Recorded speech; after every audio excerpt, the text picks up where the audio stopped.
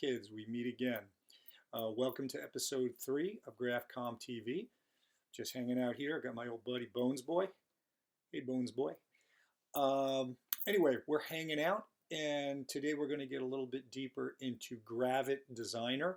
For my intro kids, that's a program you might want to use for our current project. So we're going to get a little bit deeper into the nuts and bolts today. For my advanced kids, well, maybe you want to use this program as we move forward a little bit. In any case, that's what we have in store for today. Now, just to kind of break things up a little bit, I haven't done a song since the first episode of GraphComTV. If you'd like to hear something, give me a request. If I can do it, I'll do it. If not, we'll do something else. Okay? Be well. And I'm going up to the print icon right here, and I'm going to click on that. And it'll allow me to create a US letter size document, or whatever size document you need to build. And there we have our empty digital canvas. Now, last lesson, we got into how to create some very basic shapes. We're just going to go up here to the pull-down menu, go to the Shape pull-down menu, and I can create a ellipse. Holding the Shift key down gives me a perfect circle, just like we have in Illustrator. Once I've drawn the object, I could go down to my middle to bottom right, and I can work with my fills, and I can fill my shape if I would like to. And I could put a fill and a stroke as well, which they call borders. So if I want to add a border on that, I just click to open that up, and I could establish a stroke or a border width of, say, 7 points. Okay, so that's basic shapes, and once I've got that constructed, I can resize it and scale it with my selection tool. I could go to my selection tool, click and hold, and get a subtool called Sub-Select, and that allows me, just like in Illustrator, like in the Direct Selection tool, it allows me to drill deeper into the illustration and modify it. So, basic shapes, just a little bit of a review. But you already know that. So, we're going to do something that I've taught you in Illustrator back when we were in good old GraphCom, and that's how to place an image, make a template layer, and then you can draw or vectorize on top of that.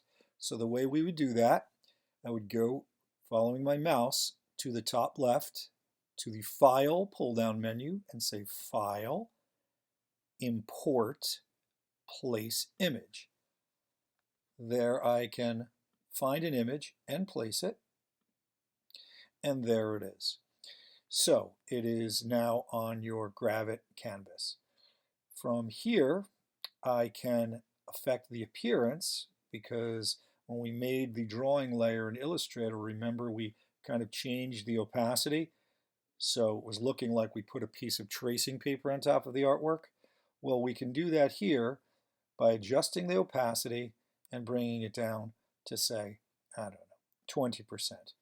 Cool. So now we've placed our artwork, and this is how you could place a sketch, and then you could, of course, refine the sketch and make it a lot more professional looking. So once we have the layer placed and the opacity set, we're going to lock that layer down. I'm going to come over here to the left side, and I'm going to lock that layer down, just like in Illustrator. We don't want that layer, that template layer, moving all over the place. It would be very frustrating. So then we're going to go just a little bit, just following my mouse, where I've got the little garbage pail. We don't want to deal with that yet. And I'm just going to add a new layer. And we're just going to call it Flake Art. Cool. So, once again, I'm going to go up to my pen tool. You see that in the pull down menu, and it allows me to select a pen tool, and I can begin to click and click, click and drag, just like in Illustrator. Clicking on that last control point, coming down and up, to construct my path. Just like in Illustrator, we have open paths and we have closed paths. Just like in Illustrator, if we go back to our original control point, we've created a closed path. And then we can go back to our fills and our borders, what they call that in Gravit, and I can apply different colors by just clicking and filling that shape up. So that's how to use the pen tool.